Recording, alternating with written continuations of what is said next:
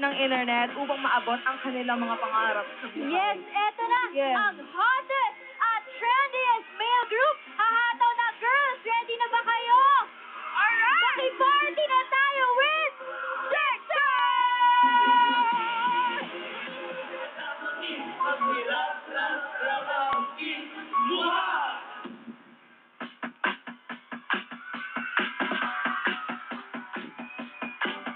May mararating siya. Maingay siya sa bahay, lagi siyang kumakanta, nagbi-beatbox. Yung ingay niyang yun na pala ang magdadala sa grupo niya na magiging talented siya. Minsan sasayaw siya sa bahay, may tumbling pag nalalaman.